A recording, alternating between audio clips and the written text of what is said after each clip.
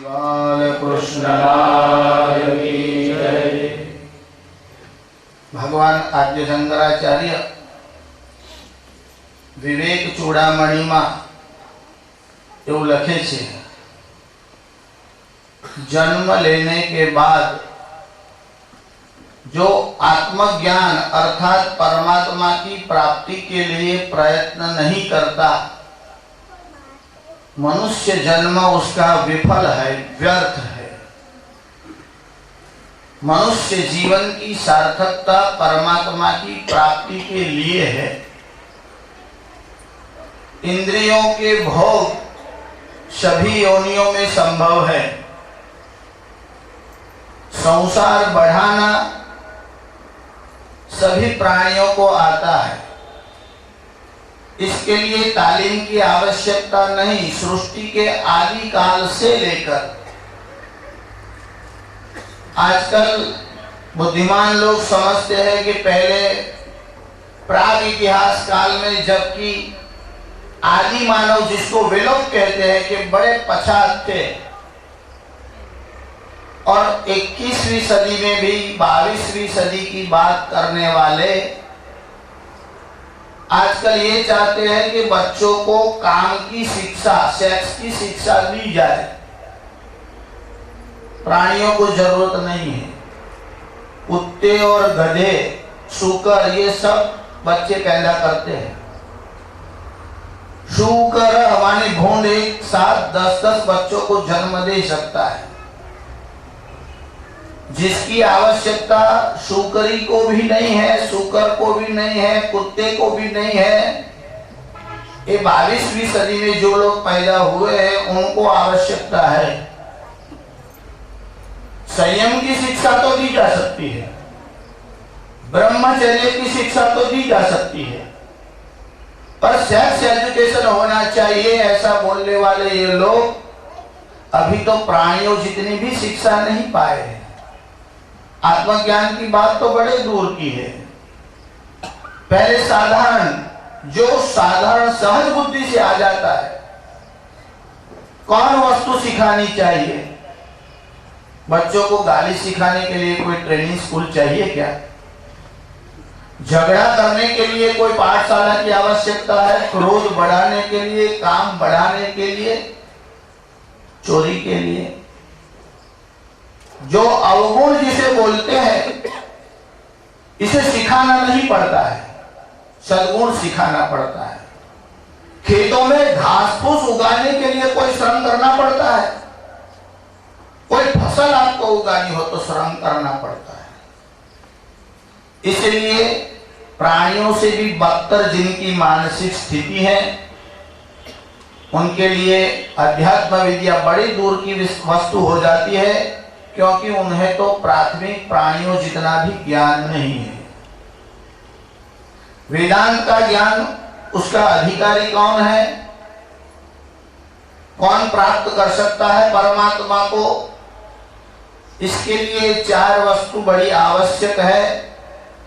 सत्येन लभ्यस्तपसा हेष आत्मा सम्यक ज्ञानेन ब्रह्मचर्येण नित्यम।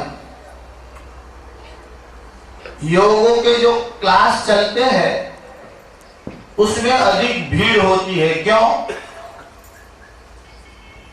आपको एडमिशन लेना हो और मेडिकल लाइन में जाना हो तो कुछ निश्चित किया गया है कि इतने परसेंटेज तो चाहिए। योग की जो प्राथमिक बात है, यम और नियम, फिर ध्यान धारणा तो बड़े आगे की वस्तु है। पर ये योग क्लासेस चलाने वाले आपको ये कहते हैं कि यम नियम की आवश्यकता नहीं है ताकि लोग आवे। अगर यम नियम को प्राथमिकता दी जाए तो वहां भीड़ नहीं होगी। किसी को यम नियम की आवश्यकता ही नहीं लगती, सदाचार की आवश्यकता ही मालूम नहीं पड़ती। तो जन्म उसी का सफल है। मनुष्य वही है जो पहले मनुर्भव, मनु बनता है, मनुष्य बनता है। तो मनुर्भव ऐसा कहा है। जो मनु को मानकर चलता है उसका नाम मनुष्य है। भगवान मनु के बताए हुए सदाचार का पालन करता है, उसका नाम मनु है। अगर आप मानव ही नहीं बने, नर ही नहीं बने, तो नारायण तो कब बनोगे?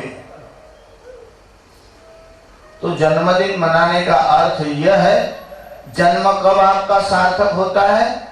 जब आप नारायण की प्राप्ति का प्रयत्न करो और नर से नारायण बनने के लिए मनुष्य का जन्म है।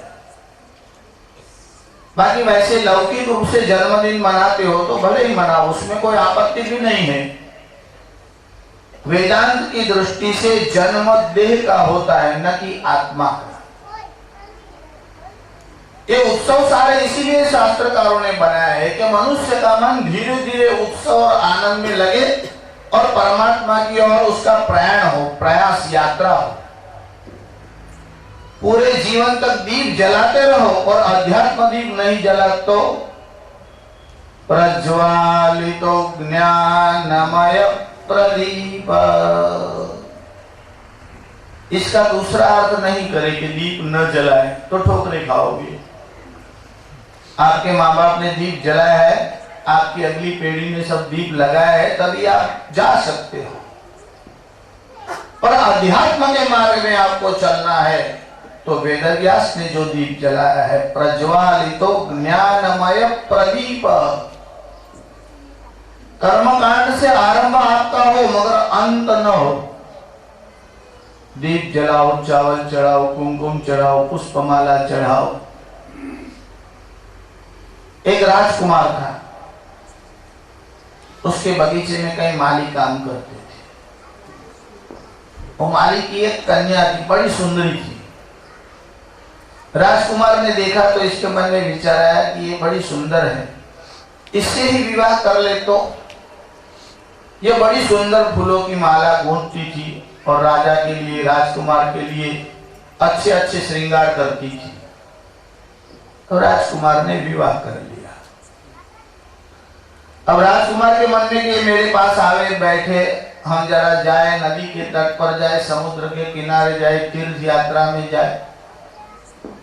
अब राजकुमार उसे बुलाता और वो हमेशा फूलों की माला गूंथने के लिए सुबह से बैठ गए। एक बार पूछा, दूसरी बार पूछा, क्या कर रही है? माला गूंथ रही है। क्या करे? कि माला गूंथ रही है।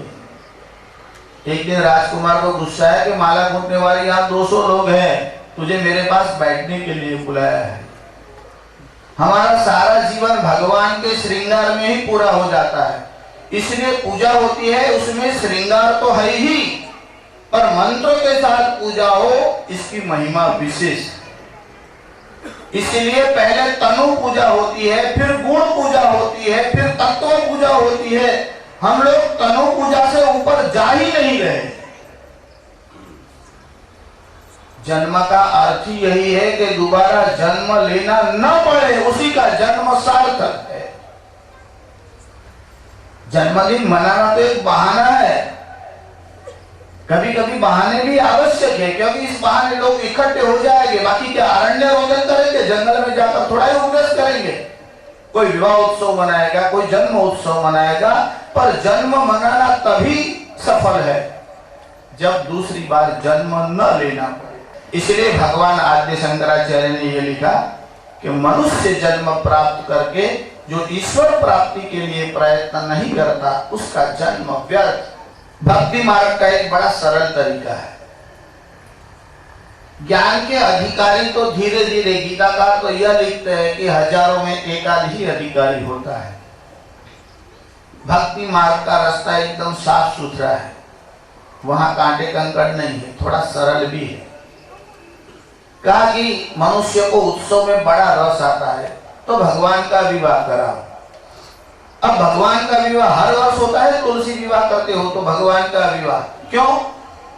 अब व्यक्ति विवाह में जाता है तो श्रृंगार करता है, मिठाई खाता है, गाने गाता है, नाचता है।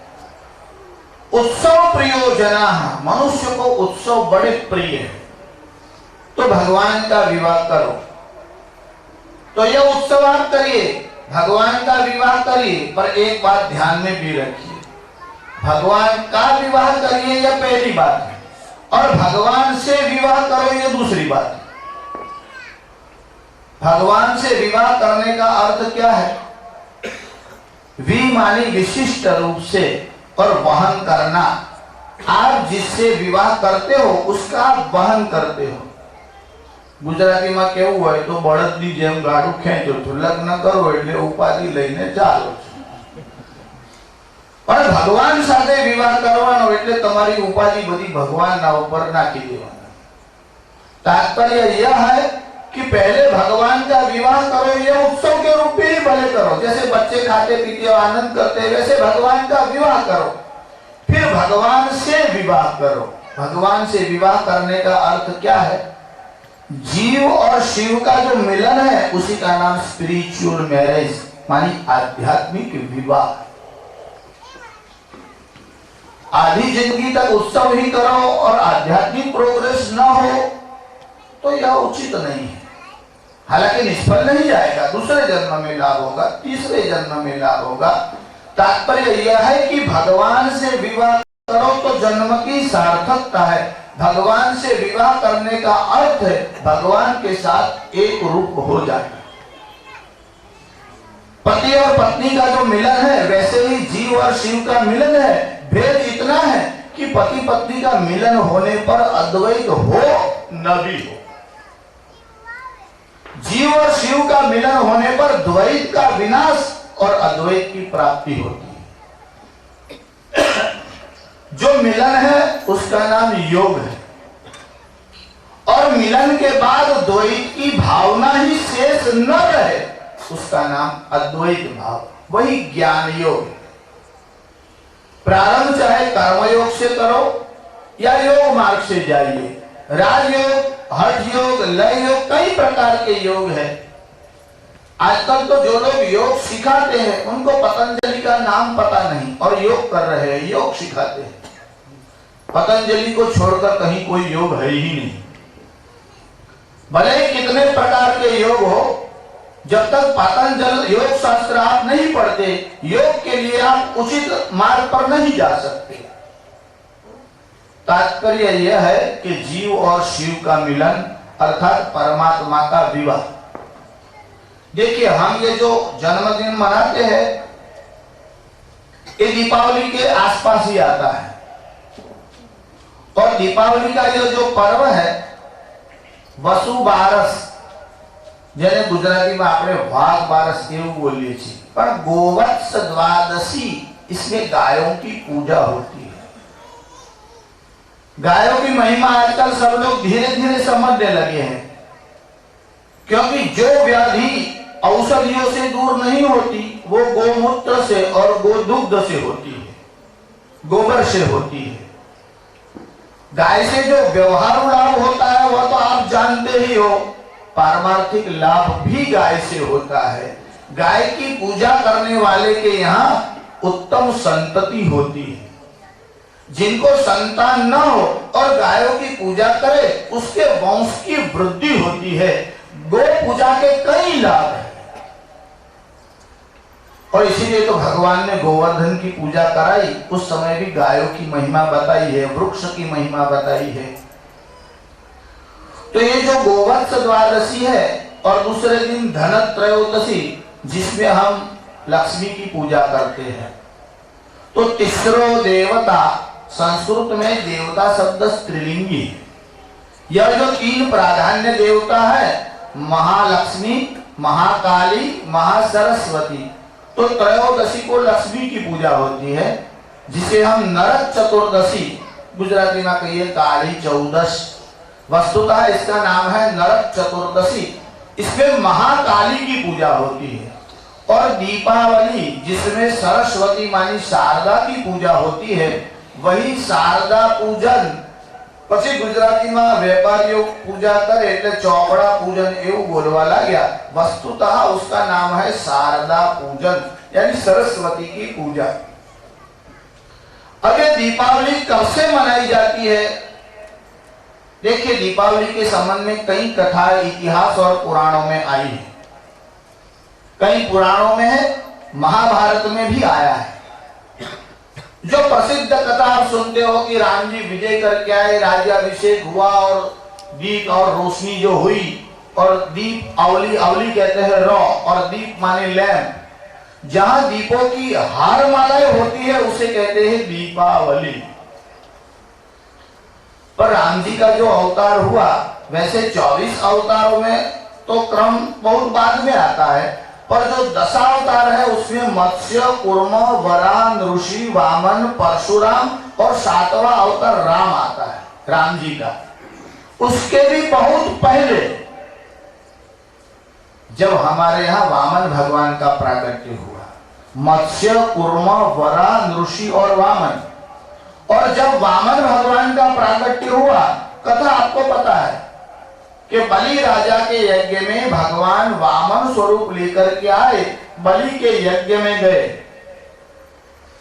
बटुक ब्राह्मण का रूप था, 8 वर्ष की अवस्था थी, जनेऊ कमंडल हाथ में है, यह ब्रह्मचारी वहां बलि के यज्ञ में आया है, बलिदान देने के लिए उद्यत हुआ है। देखिए, बलि राजा के गुरु शुक्राचार्य हैं। कई बार पुराणों में ऐसी कथाएं आई है, देव दानवों का घोर संग्राम हुआ और देवता पराजित हुए, देवता देवलोक छोड़कर भाग गए और राक्षस विजयी हुए। देखिए, राक्षस विजयी कैसे हो गए? क्योंकि शास्त्रों की एक बात जो है, राक्षसों ने उसका बराबर पालन किया। शास्त्रों ने कहा परमात्मा की पूजा तो करिए, पर परमात्मा आपके लिए प्राप्य नहीं, अप्राप्य है। अभी आपने परमात्मा को जाना नहीं है, और परमात्मा की प्राप्ति का जो मार्ग बताता है वह सद्गुरु है। गुरु भक्ति आप में निर्माण न होगी, आपका विजय नहीं हो सकता। क्या किया दैत्यों ने? शुक्राचार्य की पूजा की, और शुक्राचार्य दैत्यों के गुरु है।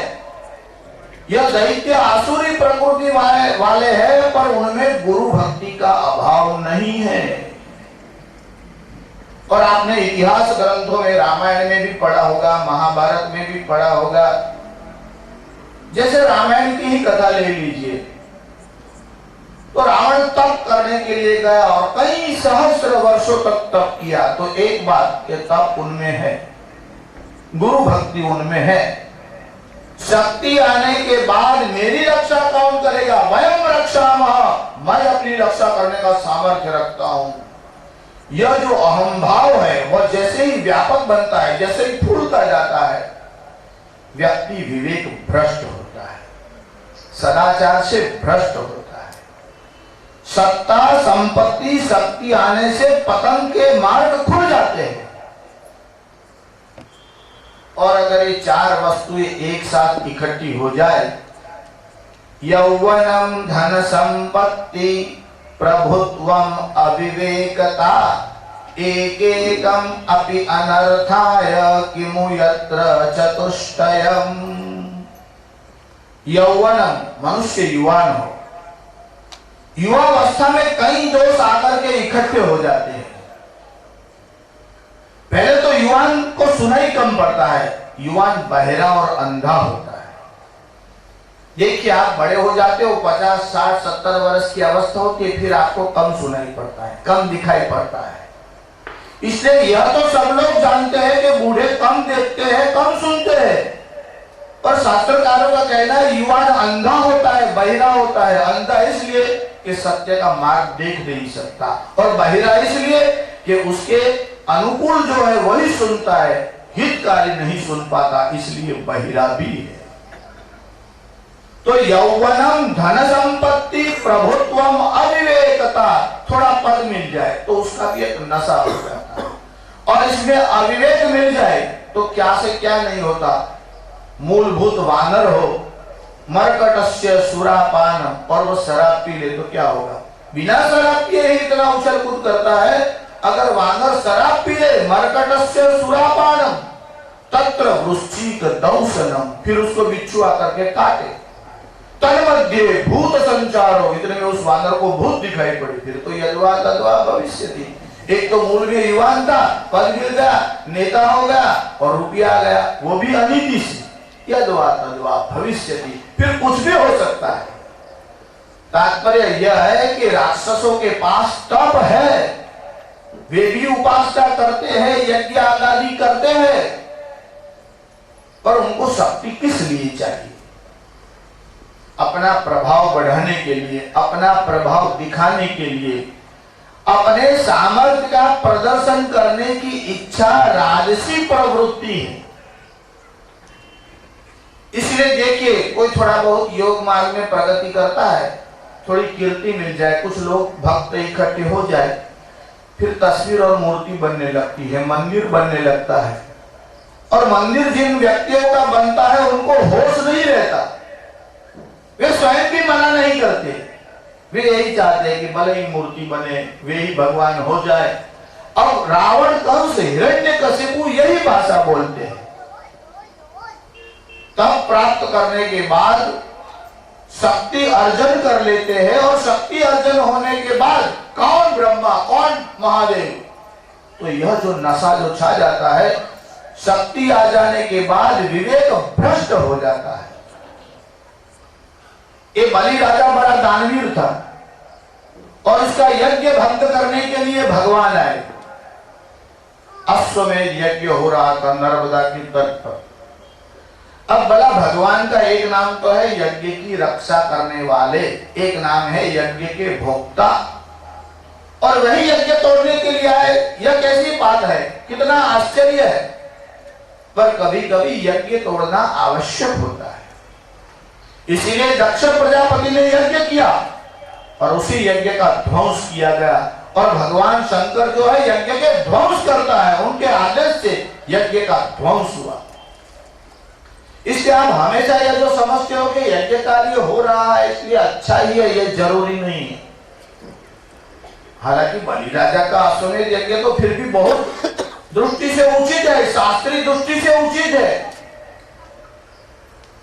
देखिए, सत्यनारायण की कथा मैं बहुत बार उसका उल्लेख करता हूं। उसमें ऐसा आया है कि आपके पास कथा कर रहे हो और गेहूं नहीं है तो चावल से काम चलेगा, चावल नहीं तो गेहूं। उसमें आपको सब्स्टिट्यूट बताया है कि ये नहीं तो ये।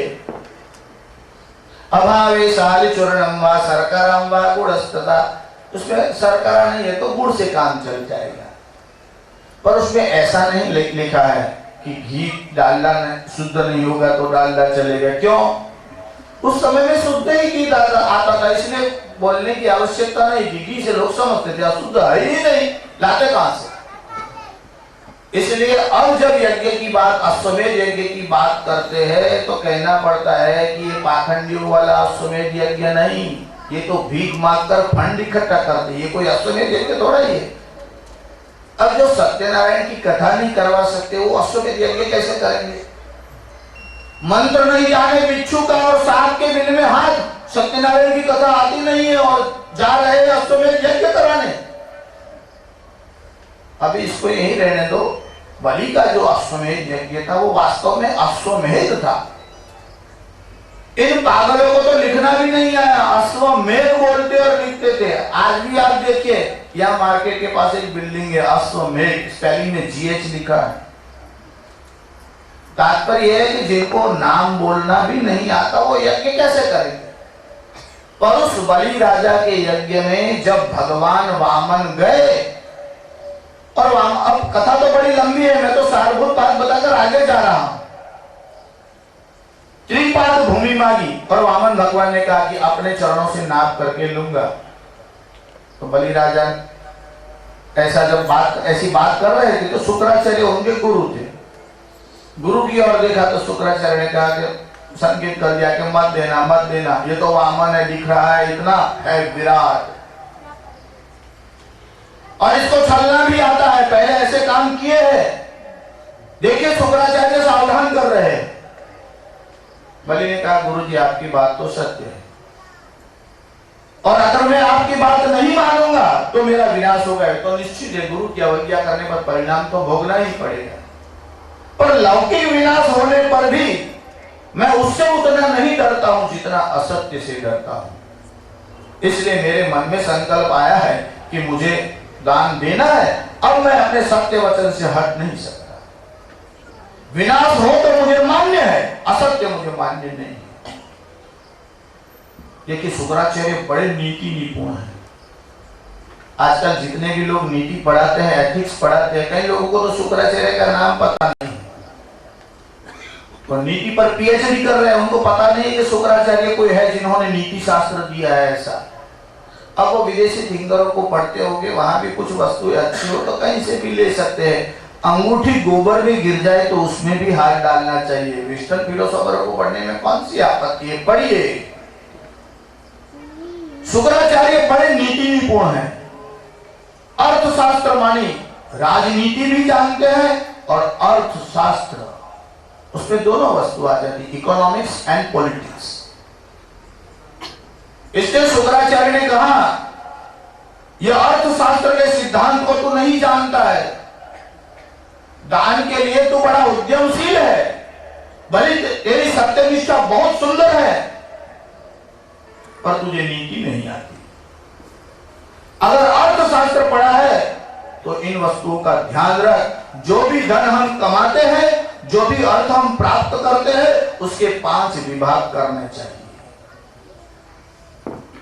धन का विभाग कैसे करना चाहिए, कमाना कैसे चाहिए, उपयोग कैसे करना चाहिए, यह तो तुझे पता ही नहीं है। धर्माय यशसेर्थाय कामाय स्वजनाय च पंचधा विभजन वित्तम इहामुत्रं च मोदते। भली केवल इस लोक में नहीं, इस लोक में और परलोक में दोनों जगह सुख चाहता है तो वित्त का उपयोग इस प्रकार करना चाहिए कि 5 विभाग करो। धर्माय, एक भाग धर्म के लिए उसका उपयोग हो। यश से कुछ जो धन का भाग है वो यश और कीर्ति के लिए, उसमें भी उपयोग करिए। धर्माय यशसे अर्थाय, तीसरा जो विभाग है हिस्सा अर्थ के लिए। अब अर्थ के लिए अर्थ, धन के लिए धन। देखिए शुक्राचार्य कहते हैं कि आपको बिजनेस करना हो तो पूंजी चाहिए, कैपिटल लगाना पड़े, इसलिए जितना आया है प्रॉफिट उसको सबको छोड़ दोगे तो इन्वेस्टमेंट कहां करोगे। 5वां भाग दूसरी बार इन्वेस्टमेंट करने के लिए चाहिए, इतनी सेंस रखो। धर्माय यशसे अर्थाय कामाय, अपने आनंद के लिए अच्छे वस्त्र पहनो, श्रृंगार आभूषण पहनो, घर में स्त्रियां है तो उनका भी सत्कार होना चाहिए। हमारे यहाँ तो भगवान मनु बड़े स्पष्ट शब्दों में लिखते हैं, भगवान राम भी अवतार लेकर के आते हैं तो अपने हाथ से आभूषण बनाते हैं। आप रामायण में पढ़िए, अरण्य कांड में एक कथा आई है, एक बार चुनी कुसुम सुहाए, निज कर भूषण राम बनाए। गृहस्थाश्रम कैसे बिताना चाहिए, वन में भी राम गए तो बड़े आनंद से रहे थे। धर्म के लिए, यश के लिए, पूंजी के लिए, मतलब जमा करने के लिए। धर्माय यशसे अर्थाय, यह जो पूंजी जमा करनी है वो इन्वेस्टमेंट है। धर्माय यशसे अर्थाय कामाय, अपने भोग के लिए, और स्वजनाय, अपने बंधुओं के लिए, भाई बहन माँ बाप जितने भी अपने परिवार वाले हैं उन सब के लिए संपत्ति का उपयोग हो। भली ऐसा दान नहीं करना चाहिए कि जिससे अपनी आजीविका में और प्राणों पर संकट आ जाए। अति सर्वत्र वर्जय, दान करो, बुद्धिपूर्वक करो। श्रिया देयम धिया देयम, ये वेद भगवान की आज्ञा है कि धन का दान करो मगर बुद्धिपूर्वक करो। श्रिया देयम धिया देयम, श्रद्धया देयम, श्रद्धा से देना चाहिए। अश्रद्धया अदेयम, अश्रद्धा से नहीं देना चाहिए। देने के बाद आपके मन में वो अरे ज्यादा दे दिया, संकोच में बोल दिया, नहीं देना चाहिए था इतना सारा, तो पुण्य भी गया और लाभ तो है ही नहीं कोई, अपकीर्ति भी होगी। तात्पर्य यह है कि इतना दान नहीं करना चाहिए जिसमें आजीविका में आपत्ति पड़े। बलि ने इस बात को नहीं माना, इसलिए बलि को आपत्ति नहीं हुई कि यहां को थोड़ा नुकसान भले ही हुआ, अर्थ का नुकसान हुआ, पर बलि का जो विचार है वो सत्य के लिए है। उसका लाभ तो इतना हुआ कि आने वाला जो कल्प होगा उसमें इंद्र होकर के बलि आएगा और भगवान भी जिसके यहाँ कारक रूप में रहे, ऐसा बलि का सामर्थ्य हुआ। बलि की बात हम दीपावली के प्रसंग में आपको बता रहे हैं कि जब बलि का राज्य हुआ तो इतना हर्ष हुआ कि लोगों ने बलि के याद में दीप जलाए। हमारे शास्त्रकारों ने कहा बलि राज्यम समासाद्य यैर्न दीपावली कृता, बलि की याद में जो दीपावली को दीप नहीं जलाते तेषां गृहे कथम, उसके घरों में दीप कैसे जलेंगे, अंधकार का नाश कैसा होगा, ज्ञान कहां से आएगा, धन कहां से आएगा, बुद्धि कहां से आएगी, शक्ति कहां से आएगी। अगर आप धन चाहते हो, विद्या चाहते हो तो बलि की याद में दीपों को जलाओ। इसके कारण दीप जलाते जलाते धीरे धीरे कभी अध्यात्म दीप भी जलेगा। हमारे यहाँ दीपावली की जो महिमा है वो बलि की याद में दीपों की पंक्ति रखी जाती है, उसे कहते हैं दीपावली। ये तो है ये दीपावली, पर ये दीपावली का जो पर्व मनाया गया वो दीपावली के एक दिन पूर्व जो चतुर्दशी, जिसको नरक चतुर्दशी कहते हैं, यह नरक चतुर्दशी के दिन पुनः ऐसा एक प्रसंग आया कि पूरे संसार भर में आनंद की इतनी लहर दौड़ गई, पूरा ब्रह्मांड एक बार आनंद से चतुर्दशी की रात को नाच उठा। कोई दुर्घटनाएं घटती है, कोई उपद्रव हो जाता है और आप उनसे मुक्त हो जाते हो, तब आपके हृदय में एकदम आनंद और हर्ष हो जाता है। ऐसी कौन सी घटना हुई? भगवान वेदव्यास ने भागवत जी में भगवान श्री कृष्ण के विवाह की लीलाओं का वर्णन करते हुए बताया कि सारा संसार जिससे त्रस्त था वह नरकासुर को भगवान ने नरक चतुर्दशी को मार दिया, और जब नरकासुर को मार दिया तब लोगों ने हर्ष में आकर के दिए जलाए, इतना हर्ष मनाया, पूर्व की रात में ही दीप जलाए गए और दूसरे दिन बलि की याद में, तो ये तो 2 दिन तक, और उसके पहले लक्ष्मी पूजा हुई।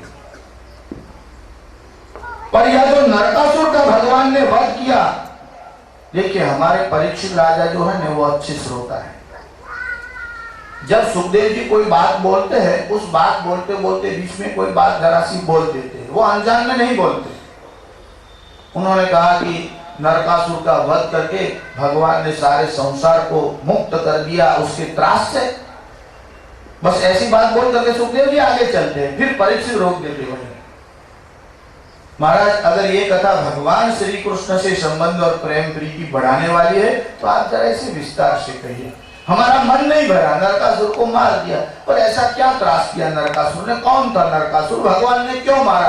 और उससे भगवान के विवाह का क्या संबंध है? तब सुखदेव जी ने इस कथा को सुनाया कि नरक चतुर्दशी के दिन भगवान ने इसका वध किया। यह नरकासुर कौन है? देखिए जब कोई अन्याय हो जाता है, कोई दुर्घटना हो जाती है और आपका सामर्थ्य नहीं है कि उसका प्रतिकार कर सको, आपकी वस्तु है कोई ले जाता है, लूट लेता है, आपको कोई मार देता है, आप प्रतिकार करने का सामर्थ्य नहीं रखते, तो आपके लिए क्या व्यवस्था है? लोकतंत्र में आप न्यायालय में जा सकते हो और फरियाद कर सकते हो। और राजा ही अन्याय करने लग जाए तो कोई साधारण व्यक्ति आपके साथ मारपीट करे और आप पुलिस स्टेशन में जाओ, अब कोई कमिश्नर मार दे तो उसके सामने कंप्लेन करना हो तो आपको जरा सोचना पड़ता है। अब कमिश्नर तो अभी बहुत नीचे की बात है, अगर उससे ऊपर का कोई हो, कोई नेता भी हो, चीफ मिनिस्टर हो, प्राइम मिनिस्टर हो, सार्वभौम सम्राट हो, पृथ्वी का चक्रवर्ती सम्राट हो और आपके साथ अन्याय कर ले, क्या कर सकते हैं आप? कहां जाओगे? पर देवताओं का अधिपति इंद्र, उसके साथ अन्याय हुआ, कहां जाएगा? किसको बोलेगा? कौन सी न्याय अदालत है उसके लिए? तो इंद्र के साथ जब अन्याय हुआ तो इंद्र मन में सोचने लगा कि अब मैं कहां जाऊं। तो इंद्र को स्मरण होया कि पूरे संसार में अगर कोई न्याय दे सकता है तो परमात्मा ही दे सकता है, और वही नंद बाबा के निकेतन में नाच रहा है, क्यों उनके पास ही न जाओ? और इंद्र गया भगवान श्री कृष्ण के पास द्वारका में, तब भगवान द्वारिका में विराजते थे। आप लोगों के पास भी वाहन हो, ठाट हो, 2-4 गाड़ियां हो तो आप भी साथ में रखते हो, अगर लाइट हो तो फिर देखना है कि आगे पीछे हो आपकी रक्षा करने वाले, तब तो झंडा गाड़ के चलते हैं बड़े जोर शोर से नारे लगाते हुए। इंद्र के पास तो ऐसा वाहन है जहां पृथ्वी में दिखाई भी नहीं पड़ता। घोड़ों की सवारी होती है, उससे भी बढ़कर तो हाथी की होती है। हाथी में भी इंद्र के पास जो हाथी है वह तो संसार में देखने को नहीं मिलता। अगर आप सुनकर भी समझ सको तो बड़ी अद्भुत बात है। इंद्र के पास जो हाथी है वह सफेद है। सफेद हाथी भी कहीं कहीं दिखाई पड़ते हैं, पर इंद्र के पास जो हाथी है वह ऐरावत है, श्वेत भी है और 4 सूंड है, 4 दांत है। ऐसा अद्भुत ऐरावत हाथी और कहीं पृथ्वी लोक में क्या कोई लोक में नहीं है। अपने वैभव का प्रदर्शन भी हो गया और भगवान को मिलने का काम भी हो गया। तो उसी ऐरावत पर सवार होकर के द्वारिका को गए। भगवान श्री कृष्ण को सूचना मिली, देवताओं के अधिपति इंद्र आ रहे हैं। भगवान ने संकेत दिया, ले आओ। अब इंद्र को ले आए। इंद्र भगवान के सामने खड़ा है। अभी तो फरियादी होकर के आया है, आरोप तो किसी और पर लगाना है। यह फरियादी होकर के आया है इंद्र। पहले तो फरियादी का परिचय थोड़ा इसलिए आपको बताया कि पता चले कि फरियाद करने वाला ही देवताओं का अधिपति। अब भगवान श्री कृष्ण के सामने आकर के कहा कि जरा कृपा करके मेरी बात को ध्यान दीजिए। भगवान ने कहा, बोलो क्या तकलीफ है। और इंद्र देखो फरियाद भी कैसे करनी चाहिए। लोग प्रश्न भी पूछते हैं तो बहुत बड़ा भाषण करते हैं, प्रश्न पूछना भी नहीं आता। कभी आप पुलिस स्टेशन में गए हो और पीएसआई के बाजू में बैठता है ना राइटर, इतने कागज लिखता रहता है, इतने आप पढ़ भी नहीं सको। पढ़ो तो किस लिए आप आए हो वही भूल जाओगे। आपने फरियाद लिखाई, आपको ही पता नहीं चलेगा कि इसमें क्या आया। जिसके पर इंद्र ने आरोप लगाया है कि ये आरोपी है, उसका परिचय आधे श्लोक में दे दिया है। भौमोयम नरको नाम प्राग्ज्योतिष पुरेश्वर। प्रभु, ये नरकासुर कैसा है? भौमोयम, उसका ही एक नाम भौमासुर है। भौमोयम नरको नाम, इसका नाम नरक है। अब आप सोचे किसी का नाम नरक हो सकता? नरक, इसमें नर है। कुत्सित नर, जो शास्त्र की आज्ञा और सदाचार का पालन नहीं करता, ऐसा कुत्सित जो नर है वही नरक है। इसलिए इंद्र ने कहा यह नरक है। बाकी प्रभु परिचय क्या दूं, है तो भूमि का पुत्र है। अभी आगे नहीं बढ़ रहा क्योंकि भगवान का पुत्र है। पर अगर भगवान का भी पुत्र है और अन्याय कर रहा है तो इसका वध तो अवश्य होना है। तो इंद्र ने तो बहुत विवेक से कहा, भौमोयम नरको नाम। प्रभु आपको विदित है यह भूमि का पुत्र भौमासुर है और इसके कर्मों के कारण यह नरकासुर के नाम से प्रसिद्ध है। प्राग्ज्योतिष पुरेश्वर, यह जो प्राग्ज्योतिषपुर है वहां का राजा है। अब ये जो प्राग्ज्योतिषपुर बोलते हैं ना, वो वर्तमान समय में गुवाहाटी है, ऐसा कई लोगों का ऐसा मत है। ऐसा तो वहां का वो राजा है। अब बता रहा है कि प्रभु इसने क्या अपराध किया। सबसे बड़ा अपराध कौन सा होता है? आप किसी का नुकसान करो, यह भी अपराध है। पर आप किसी के पुत्र को या पुत्री को उठा करके ले जाओ तो वस्तु उठाने से भी पुत्र और पुत्री को उठाने का अपराध बड़ा है। और पुत्र को उठाने से तो आपत्ति है ही कि अगर आप उसकी हत्या कर देते हो तो बड़ा अपराध है, पर पुत्री को उठाने पर तो अपराध और भी दुगुना हो जाता है। देखिए आजकल ऐसी दुर्घटनाएं हो रही है। अगर ये इतिहास पुराणों को लोग पढ़ते, उनके साथ कैसा व्यवहार करना चाहिए यह कम से कम सीखते, और अनर्थ को कैसे टाला जा सकता है यह भी आपको मिल जाता। तो इंद्र ने कहा, प्रभु यह इतना नराधम है, इसका परिचय हम आपको क्या बतावे। देव सिद्धासुरादीनाम नृपाणांच जनार्दन। इंद्र बड़ा चतुर है, ऐसे देवता लोग तो चतुर होते ही है। अभी भगवान को कह रहा है नृपाणांच जनार्दन। अब भगवान के कई नाम है, उसमें एक नाम है जनार्दन। अब भगवान का नाम जनार्दन क्यों हुआ?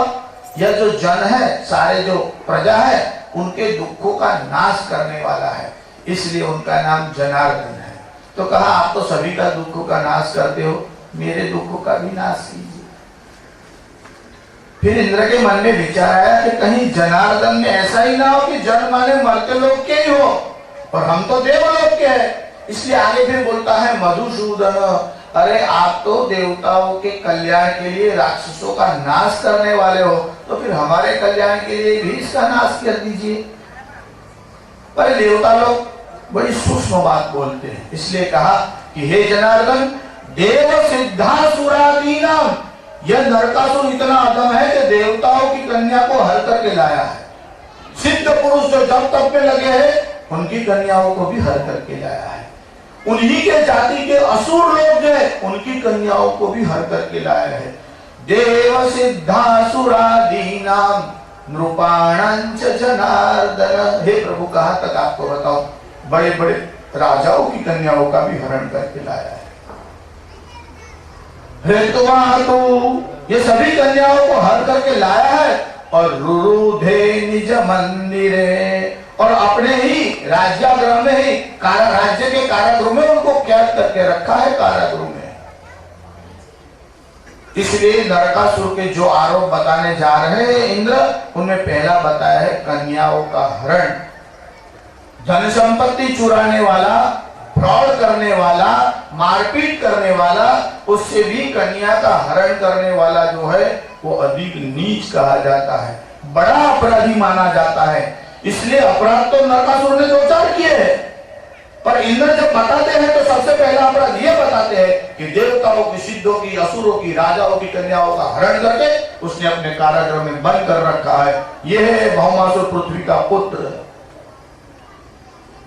आगे दूसरा अपराध बताते हैं, छत्रम यत् सलिलस्रावी, मनुष्य को आकर्षित करने वाली वस्तुएं कौन कौन सी है? एक तो कान के वशीभूत जब मनुष्य हो जाता है तब बुद्धि जो है भ्रष्ट हो जाती है। सुंदरी कन्या को देख करके उसके मन में जो विचार आता है, कहीं कहीं लोग इसलिए अच्छा व्यवहार करते हैं, कहीं समाज के डर से करते हैं। यह नहीं कि सब में समझ आ गई है, कहीं मौका नहीं मिलता इसलिए लोग पाप नहीं करते हैं। मौका भी मिले, समाज का भय भी न हो, और तब आपके मन पर आपका विजय हो, तब जाकर के आप महावीर हो। इंद्र ने कहा यह स्त्रियों के चारित्र का हनन करने वाला है, अब इसकी लोलुपता धन की भी है। छत्रम यत् सलिलस्रावी, यह छत्र जो है इसमें से सलिल जो है, जैसे बारिश में कोई हल्की हल्की बूंदे आती है, जैसे वर्षा की फुहार आती हो, वैसे ही छत्र में से जल की फुहार आती रहती है। ऐसा अद्भुत छत्र था।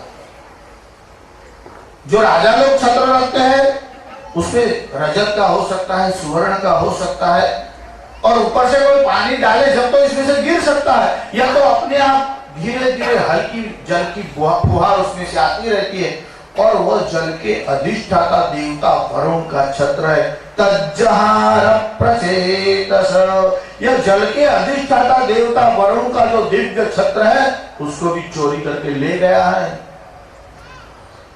जहां कन्या रत्न देखा वह ले आया, अद्भुत छत्र देखा।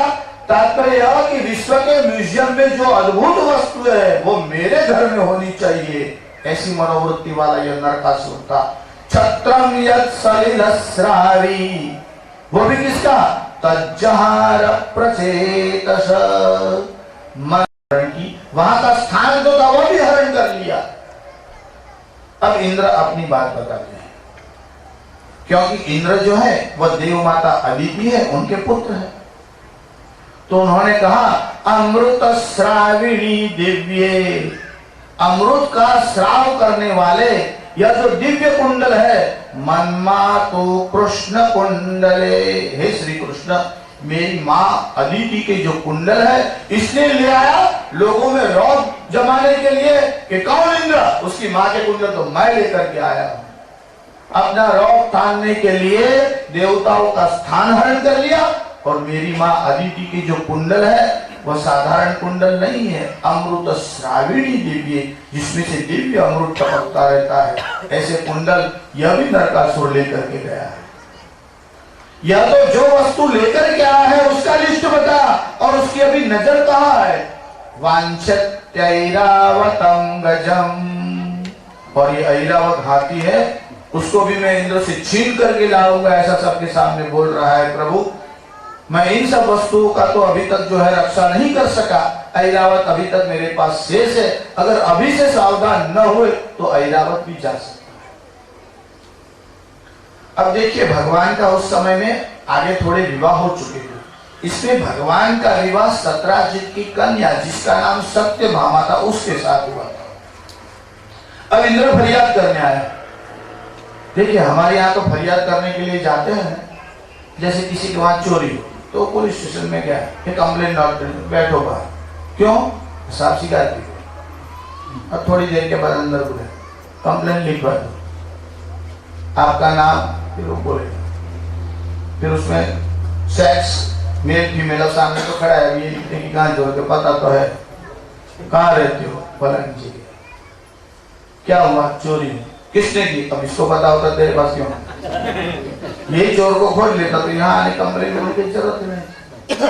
कंप्लेन लिखवाने के बाद कई दिन तक तो रहेगी, एक 15 दिन के बाद आप आओगे, क्या हुआ, हाँ अरे वो फाइल लाओ, अभी तो उनको पता ही नहीं। यहाँ तो इंद्र फरियाद कर रहा है और इंद्र को कहा चल जा ऐरावत हाथी पर, मैं आ रहा हूं, और भगवान ने गरुड़ को याद किया। भगवान अपने गरुड़ पर सवार हुए, अब जा रहे हैं प्राग ज्योतिषपुर जो राजधानी है नरकासुर की, और सत्यभामा को कहा बैठ जाओ, गरुड़ पर बिठा दिया। अब घूमने के लिए तो जाते नहीं, विवाह के बाद आप कहीं तीर्थ में जाओ, यात्रा में जाओ, ये तो युद्ध करने जा रहा है, और सत्यभामा को कहा बैठ जाओ। अब भागवतकार ने तो ये लिखा, हमारे टीकाकारों ने कहा कि भगवान युद्ध के लिए जा रहे हैं तो सत्यभामा को साथ लेकर के क्यों गए। अगर आप झगड़ा करने वाले हो और आप रुबाब वाले हो और आपको विजय का भरोसा हो तब तो पत्नी को साथ ले जा सकते हो। अगर आपको ही थप्पड़ खानी हो तो कोई पत्नी को साथ ले जाएगा, कौन मार खाएगा देखते देखते, ऐसी बेआबरू तो कोई चाहता नहीं है। पहले तो विजय का भरोसा चाहिए, वो भी 99 नहीं 100% हो तभी ऐसा साहस कर सकते हैं। अब भगवान को कोई पराक्रम तो दिखा रहा नहीं था, सत्यभामा को भगवान ले गए, उसके एक कारण खास, क्योंकि ये भौमासुर था, भगवान ने पहले वरा अवतार लिया था।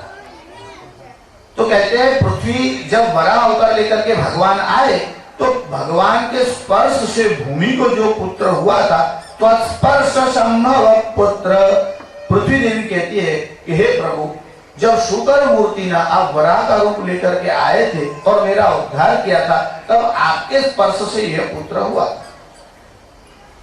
देखिए हम प्रजनन का एक ही प्रकार जानते हैं, 5 प्रकार से प्रजनन होता है। जो मनुष्य में होता है ऐसा नहीं, देवताओं स्पर्श करे तो भी संतान हो सकती है, और केवल मन से संकल्प करे उससे जो प्रजा होती है उसका नाम है मानसिक प्रजा।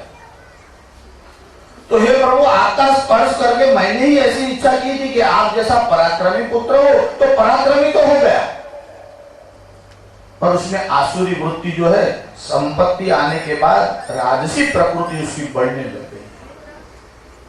भगवान ने कहा कि अगर गलत काम करेगा तो दंड मिलेगा, तो पृथ्वी को पता था कहीं ऐसा ना हो कि इसको दंड ही मिल जाए।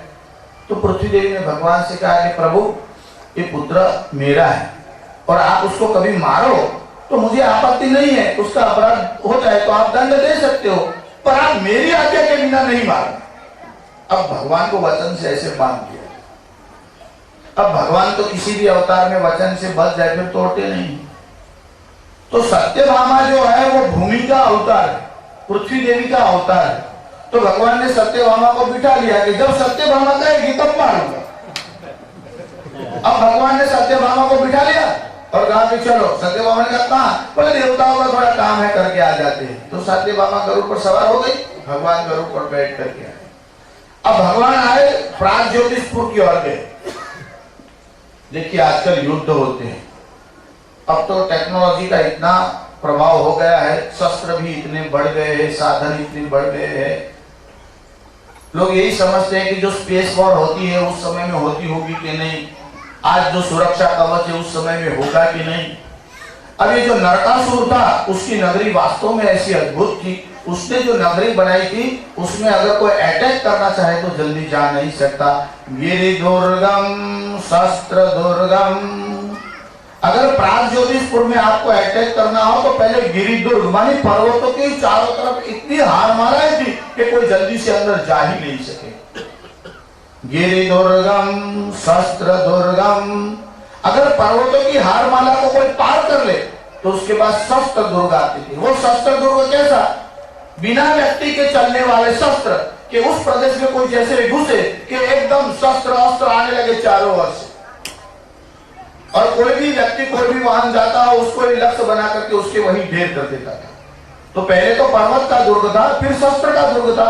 गिरि दुर्गम शस्त्र दुर्गम जलाग्नि अनिल दुर्ग, जल का दुर्ग मानी फिर खाई जाती थी। फिर अग्नि दुर्ग, फिर अनिल मानी वायु दुर्ग, और वायु दुर्ग मानी केवल वायु से बनी हुई दीवार है कि एक उस दीवार को पार करके आप जैसे ही अंदर जाओ कि वहां जहरीली गैस आना शुरू हो। उसके बाद नरकासुर ने अपना एक सेनापति रखा था, उसका नाम था मूर। हम भगवान को बोलते हैं मुरारी, मूर नाम के राक्षस को मारने वाले, इसलिए श्री कृष्ण का नाम हुआ मुरारी। अब ये नरकासुर का सेनापति था और 5 मुंह वाला था। अब भगवान अंदर जाने लगे तो पहले से तो गदा का भगवान ने उपयोग किया, फिर भगवान ने धनुष्य बाण का उपयोग किया, फिर अंदर 5 दुर्ग को पार करके गए, और जब भगवान का अंदर गरुड़ लेकर के प्रवेश हुआ तो यह मूर नाम का सेनापति जो है वहां जो खाई थी उसके अंदर जल के भीतर अंदर ही सोया हुआ। और जैसे ही भगवान 5 दुर्ग को तोड़ करके आए कि अंदर से एकदम खड़ा और भगवान के सामने आ गए। अब उसका भगवान का युद्ध तो हुआ, बड़ा भारी सेनापति था, शक्ति संपन्न था। भगवान ने अपने सुदर्शन चक्र से उस मूर नाम के राक्षस के 5 सिर है उसको काट दिए, और भगवान का नाम हुआ मुरारी। अब ये सेनापति मरा तब जाकर के वो नरकासुर का वो खड़ा हो गया और भगवान के सामने युद्ध करने के लिए आया। अब सत्यभामा बैठी है। अब तक तो भगवान बहुत जल्दी आए और जल्दी से मूर दैत्य का वध किया। अब नरकासुर आकर के भिन्न भिन्न प्रकार के शस्त्रास्त्र चलाने लगे। इतने नजदीक से शस्त्र जाते और भगवान ऐसा अभिनय कर दे कि सत्यभामा के मन में आए, अरे बच गए, अरे बच गए। अब भगवान से मारे ही नहीं। अब तो सत्यभामा के मन में डर बढ़ने लगा, युद्ध चल रहा है, भगवान थोड़े थोड़े शस्त्र चला रहे हैं, जैसे कोई गेम खेलते ऐसे धीरे धीरे चल रहा है। अब सत्यभामा से नहीं रहा गया, कहे प्रभु ये क्या कर रहे हो, तो इतने शस्त्र छोड़ रहा है और आप दया कर रहे हो, अरे मारो इसको। तो भगवान तो राय थे, भगवान के वचन से बदले थे कि जब तक तू नहीं कहेगी मैं तेरे पुत्र को नहीं मारूंगा। अब भगवान अपने सर पर दोष लेते ही क्यों, अपराध भगवान करते नहीं। संविधान तो पूरा पढ़ के आए थे, वकील लोग पढ़ लेते हैं, उनको पता रहता है, भगवान को तो पता नहीं। तो जब सत्यभामा घबरा गई और इतने शस्त्र आने लगे नरकासुर की ओर से, सत्यभामा ने कहा कि प्रभु ये क्या कर रहे हो, ये तो हमें ही मार देगा। भगवान ने कहा अरे डरती क्यों है, अभी मार देते हैं। और भगवान ने अपने सुदर्शन चक्र को उठाया और नरकासुर को मारा। जब नरकासुर का शिरच्छेद हो गया और नरकासुर के महल में भगवान गए। आप जो कथा में सुनते हो ना कि भगवान ने कितने विवाह किए, भगवान की पत्नियां कितनी थी, 16,108 रानियों से भगवान ने विवाह किया। इसमें आज की कथा तो पहले आ चुकी है। जब नरकासुर के महल में भगवान गए तो 16,100 कन्याओं को वहां कैद किया गया था। वही देव सिद्धा सुरादीना नृपाणंच जनार्दन, देवताओं की कन्या, असुरों की कन्या, सिद्धों की कन्या, राजाओं की कन्या, 86,100 कन्या अंदर कैद करके नरकासुर ने रखी थी। और भगवान जब गए तो उन कन्याओं को मुक्त किया। अगर ऐसे नराधन को मारा न जाए तो कौन सा अनर्थ नहीं हो सकता। और जब उन कन्याओं को भगवान ने मुक्त कराया, भगवान तो दीर्घ दृष्टि है, ये बताने की आवश्यकता कहां है। जो नरकासुर के कारागृह में रही थी उन कन्याओं को समाज में कोई स्वीकार करने के लिए राजी नहीं हुआ कि तो उस नरकासुर के कारागृह में है, इसका स्वीकार कौन करेगा। भगवान ने कहा मैं तुम्हारा पति हूं। 16,100 की बात नहीं है, सृष्टि के स्थावर जंगम जितने भी जीव है उन सबके पति कौन है। पशूनां पतिं पापनाशं परेशं गजेंद्रस्य कृत्यं वसानं वरेण्यं। तो यह तो पशु माने जीव मात्र के पति है, तो 16,100 कन्याओं के पति है, तो उसमें आश्चर्य क्या है।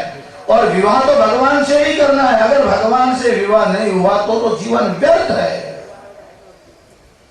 इसलिए पहले भगवान के विवाह को मनाओ और फिर भगवान से विवाह करो, तब जाकर के जन्मदिन की सार्थकता है। इन नरकासुर को मारोगे जब जन्मदिन की सार्थकता है। नरकासुर को मारने का अर्थ क्या है? साधारण व्यसन हम नहीं छोड़ सकते, शराब नहीं छोड़ते, तंबाकू नहीं छोड़ते, काम क्रोध छोड़ने की बात तो बहुत दूर की हो जाए। और नरकासुर को मारना और विजय की बात तो छोड़ो, कम से कम उस मार्ग में तो जाना चाहिए। आपके मन और बुद्धि में पहले यह विचार तो आना चाहिए कि यह काम करना है, आध्यात्म मार्ग के पथिक होना है, और अभी तक काम और लोभ में लिपटे हुए हैं। और जन्म जन्मांतर से यह आवरण है, मनुष्य जन्म में नहीं है, सभी योनियों में यह आवरण तो लगे हुए हैं।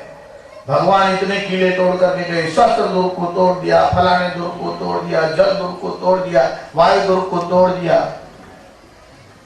वस्तुतः यह मन के ऊपर जो जन्म जन्म की संस्कार है वो इतने हैं, और श्री कृष्ण के सिवा कौन तोड़ सकता है?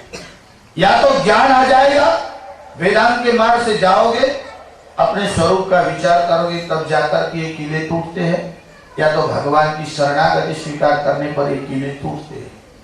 और जब ये किले टूट जाए, और तब जो अध्यात्म भी जलता है, प्रज्वालित ज्ञानमय प्रदीप, वेद व्यास ने इसलिए श्रम किया है।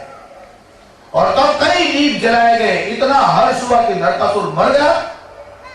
और जब नरकासुर मर गया तो पृथ्वी देवी एकदम वहां आई, और पृथ्वी देवी ने भगवान श्री कृष्ण की प्रार्थना की। देखिए स्तुति बड़ी सुंदर है, यह स्तुति के लिए भी एक स्वतंत्र विषय हो सकता है। अभी तो हम आपको थोड़ा खाली नरकासुर और बावली का ही परिचय दे रहे थे कि नरकासुर का वध करने के बाद उन कन्याओं से भगवान ने विवाह किया, और जैसे ही नरकासुर को मारा, पृथ्वी देवी आई और भगवान से कहा, प्रभु इसने बड़ा ही अनर्थ किया था, ये आपके इंद्र ने जो फरियाद की कि अदिति के कुंडल है वो भी आप ले लीजिए, देवताओं का स्थान है उसे भी आप ले लीजिए, जो वस्तु इसने एक छत्र जो वरुण का लिया था यह भी आप लीजिए, पर मेरे पुत्र के पुत्र की रक्षा कीजिए। यह भौमासुर का पुत्र जिसका नाम भगदत्त था, महाभारत की कथाओं में उसकी कथा आती है, और यह आपकी शरण में आया है। आपकी शरण में आने पर तो जन्म जन्मांतर के पाप नष्ट हो जाते हैं।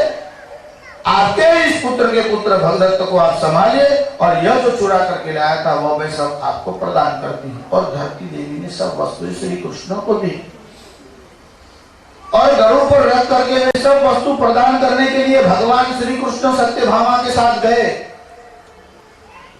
और इंद्र के लोक में गए। सत्यभामा और भगवान गए इंद्रलोक में। इंद्र और सची, इंद्र की पत्नी का नाम सची है, जिसको हम इंद्राणी भी कभी बोलते हैं। वह सची ने भगवान को नमस्कार किया, पर भगवान ने कहा, अरे आप तो देवराज इंद्र की पत्नी हो।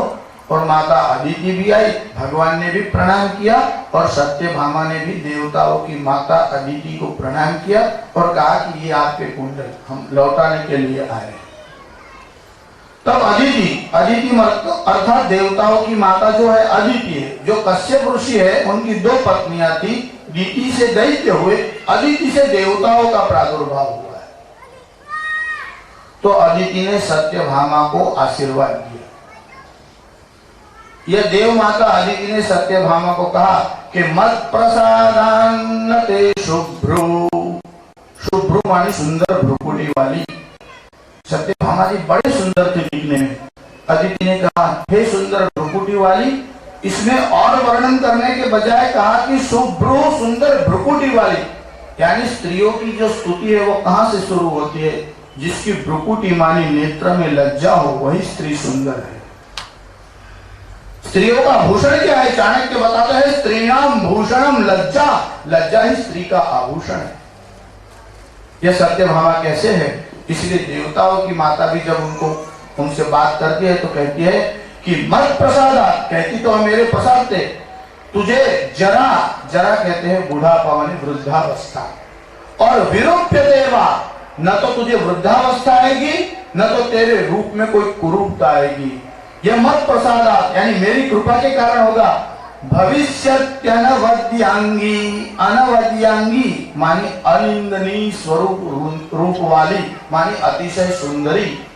भविष्यत्यनवद्यांगी सुस्थिरा नव यौवना, हे सत्यभामा तुम्हारा जो ये स्वरूप है सुस्थिरा, 18 वर्ष की अवस्था वाली जो अभी है 80 वर्ष के हो जाने के बाद भी तुम्हारा रूप और यौवन ऐसा ही रहेगा। 80 क्या, जब तक आप रहेगी आपका नव यौवन स्थिर रहेगा। जिनको अपना स्वरूप सुंदर रखना हो, मरते समय तक बूढ़ा न होना हो, उसको इस मंत्र का पाठ करना चाहिए। आप दूसरे जिन प्रयोगों को करना चाहते हो भले करिए, ये योगा करना हो तो भी करिएगा, साथ में यह श्लोक भी बोलिएगा। तो शास्त्री जी हम युवा ही रहेंगे, बूढ़े नहीं होंगे। भाई नहीं होंगे, मेरा तो भरोसा है। सत्यभामा जी रही और अदिति का वचन है, वो भी देवताओं की माता का। आप इस श्लोक का पाठ करिए, इससे शरीर बड़ा सुदृढ़ रहता है। तो कहते हैं कि किसी गोपी ने इस मंत्र का पाठ किया, फिर वो कई वर्षों के बाद श्री कृष्ण के पास आई, क्या कि प्रभु आपने वो मंत्र दिया था, अदिति वाला बताया था, उसको सत्यभामा जी को दिया था, क्या मैं उसका पाठ करती थी। भगवान ने कहा अच्छा है, तो तू सुंदर तो है, अभी इतने वर्ष हो गए कि बढ़िया समस्या है कि मैंने तो पाठ किया, मेरा पति बूढ़ा हो गया, मैं अब वो 80 वर्ष का दिखता है, मैं 18 वर्ष की, तो आप अकेले पाठ मत करिएगा और दूसरे के लिए ये मंत्र काम में नहीं आएगा। तो शास्त्री जी उनके लिए कौन सा मंत्र है, वो तो अगले जन्मदिन को बताएंगे, आज थोड़ी बताएंगे। अब पूरा लेसन आज कहाँ करना, आज थोड़ा बाद में करेंगे ऐसा। तो पुरुषों का यौवन को बढ़ाने वाला भी एक मंत्र है, वो भी भागवत जी में ही आया है। वो श्री कृष्ण की तो कई कथाएं है और बड़ी आनंददायी कथा है। कलयुग के जीवों को देह में आत्मबुद्धि है, इसलिए देह के श्रृंगार को चाहते हो। देखिए देह स्वस्थ हो कोई बुरी बात नहीं, अच्छा दिखना कोई बुरी बात नहीं, कुरूप रहना भी चाहिए, सुंदर ही रहना चाहिए। हम तो श्री कृष्ण के उपासक है, सुंदरता तो होनी चाहिए। श्री कृष्ण की हर एक पीढ़ी को आप देख लीजिए, कोई कुरूप नहीं हुआ। अनिरुद्ध को देखिए, प्रद्युम्न को देखिए, श्री कृष्ण के परिवार में क्यों, जिनको वर्ण और आश्रम के धर्म का ज्ञान है, और जहां वर्ण संकरता नहीं होती है और जहां पितरों की पूजा होती है वहां रूप प्राप्त होता है। इसलिए जिसने अपने माता पिता की पूजा की हो उसको रूप अच्छा मिलता है। अब गत जन्म में की होगी तो इस जन्म में कोई हो सकता है, इस जन्म में करोगे अगले जन्म में मिल सकता है। ऐसा पितृ पूजा से रूप आता है। सुशीलो मातृ पुण्य, माता के पुण्य से सुशीलता आती है, उन्मत्तता भी आती है। देखिए रावण बुद्धिमान था, क्यों कि इसके पिता ऋषि थे, और उद्धतता उसमें क्यों आई, क्योंकि माता जो थी वो कैकसी, वो राक्षसी कुल की थी। तो कहते हैं कि उन्मत्तम मातृ दोषेण, मातृ यानी माता के दोष से उन्मत्तता आती है। पितृ दोषेण मूर्खता, अगर बच्चा मूर्ख है तो समझ लेना पिता का दोष। अब आप घर जाकर के मत कहना तेरे बाप जैसा है। कोई वस्तु माता से आती है, कोई वस्तु से आती है, कोई वस्तु दादा से आती है, कोई वस्तु साधारण गलतियों से भी होती है। इसलिए स्त्रियों को सगर्भावस्था में जिन नियमों का पालन करना चाहिए, अगर आप सत्संग करती हो, आयुर्वेद शास्त्र को पढ़ती हो, बड़े बूढ़ों की बात मानती हो, तो आप भी बच सकती हो, रक्षा हो सकती। उन्मत्तम मातृदोषेण पितृदोषेण मूर्खता अदाता वंश दोषेण। शास्त्री जी बड़ा कंजूस है, अब वो तो उसको हेरिडिटी में है, उसका बाप उसका दादा एक से बढ़कर एक था। किसी ने पूछा कि सेठ ये कुर्ता जो है आपका, तो कहा कि अयम पटो में पितुरंग भूषणम, ये तो मेरे बाप का है। अब वही वो पहन रहा है, और वो भी जब दीपावली का पर्व हो तभी पहनता, रोज रोज नहीं। तो लोगों ने कहा कि बहुत ध्यान रखते हो आपके, अयम पटो में पितुरंग भूषणम पिता महाद्यय रूपभुक्त यौवन, इसकी युवानी तो मेरे बाप ने देखी थी जब ये जब्बा लिया गया। बोले जन्म तो वो तो दादा ने देखा था। अलंकरिष्यत्य पुत्र पौत्र, और इसको मेरे पुत्र और पौत्र धारण कर सके। कान्मया गुना पुष्प पदैव धार्यते, लोग गुलाब को कैसे सावधानी से पकड़ते, पंखुड़ी गिर नहीं जाए, ऐसे सावधानी से वो पहनता था। तो ये तो हेरिडिटी में आता है। तो उन्मत्तम मातृदोषेण पितृदोषेण मूर्खता अदाता वंश दोषेण कर्म दोषा दरिद्रता, और दरिद्रता कर्म के दोष के कारण से आती है। सुदामा की कथा भी उसमें आती है भागवत जी में, और टीकाकारों ने इसमें लिखा है। तो हम ये बताते हैं कि माता से कोई गुण आते हैं, पिता से कोई गुण आते हैं। यह भगदत्त की रक्षा का भगवान ने वचन दिया, वहां गए, अदिति ने वरदान दिया, उस मंत्र का पाठ करने से व्यक्ति नवयुवान बना रह सकता है, शरीर जो है उसका सुंदर ही बना रहता है। सत्यभामा प्रणाम करके आए। अब देवताओं का स्वभाव कैसा है ये भागवतकार लिखते हैं। जब आवश्यकता पड़ी तो फरियाद करने के लिए आया, तो इंद्र की पत्नी सती ने जो पुष्प सजाए थे बालों में, देखिए स्त्रियों के पास अपने पास कितने भी वस्त्र हो, दूसरे का देखे तो इच्छा होती है ऐसा एक होना चाहिए, ऐसा एक होना चाहिए। वुमन साइकोलॉजी है ऐसा। तो सत्यभामा ने भी जब ऐसे फूल देखे तो इसके मन में विचारा कि मेरे बगीचे में 3568 प्रकार के पुष्प है और कई प्रकार की वनस्पतियां है, मगर ये इंद्र की पत्नी ने जो फूल अपने सर में लगाए हैं ऐसे तो हमारे बगीचे में नहीं है। अभी कहा कुछ नहीं, खाली देखा। अब वो देख रही थी, देखिए सूरज स्त्रियों देवताओं की स्त्रियों को धन पद आने के बाद उनका व्यवहार कैसा होता है। तो जैसे पुष्प पर दृष्टि गई, इनके मन में विचार आया कहीं ये मांगेगी, तो पहले उसने बता दिया, मांगने से पहले, बोलने से पहले कहा सत्यभामा ये मानुष स्त्रियां धारण नहीं कर सकती, इसे देवताओं की स्त्रियां धारण करती है। इतना घमंड इंद्र की पत्नी है। अब कोई सेठ नेता की पत्नी हो तो भी दादागिरी करती है, आधे रास्ते गाड़ी रोक देती है, पुलिस वाले को डंडा लेकर के मारती है, मारती है कि नहीं। तो ये तो इंद्र की पत्नी, वो भी देवताओं के अधिपति। अब सत्यभामा से ऐसा का उसे क्या मालूम कि तो साक्षात लक्ष्मी देवी है। अब ये मानुष ही समझ रही है। अब श्री कृष्ण तो सुन ही रहे थे। अब सत्यभामा ने भगवान से कहा कि ये जो पारिजात के पुष्प है जो सची ने लगाए, ये पारिजात का पुष्प हमारे बगीचे में लगाए, तो भगवान ने कहा निकाल लो।